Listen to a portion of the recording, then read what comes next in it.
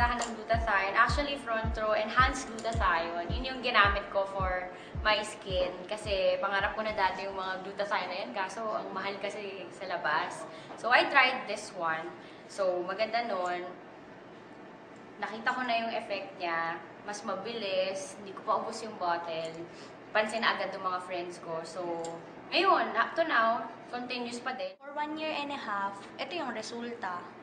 Partida, walang ano yan, lotion, wala kang nilalag. Kasi sabi nga if you're healthy inside, magre-reflect siya outside. So, doon ako naniniwala na kahit anong ipahid ko or anong gamitin ko panlabas, kung hindi ako magiging healthy inside, di rin ako mag-glow ng natural. So, tinake ko siya at until now, ginagamit ko pa rin siya. User ako ng Lux White. I've been taking it for around 6 months na, pero nag-stop na ako. Tinake ko yung 6 months na yun, last year pa. And what happened is, medyo nagstay sa akin yung pagkaputi niya. So, meron ako dito, ito siya. Nakakayaman. Ito.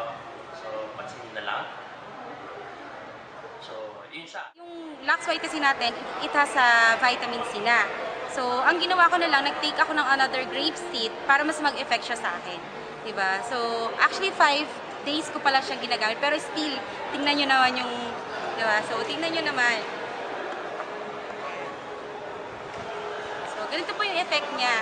Kapag ino-overdose nyo siya, so depende pa rin naman sa inyo sa paggamit nyo. Diba? So, Halos everyday, yun yung inom ako ng alak. So, nung tinake ko siya, totoo siya, it's liver cleanser. So, bago ako pumuti, nilinis niya muna talaga yung organs ko sa katawan.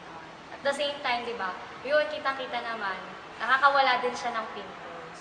Kasi nung nag-aaral ako, pinipimple ako kasi sobrang stress. Yun, nawala rin siya. At the same time, lalo sa panahon ngayon, medyo, di ba, hilig tayo mag-computer. Facebook, inaabot ka ng umaga, madaling araw. So, medyo naayos din yung sa panlabo ng mata.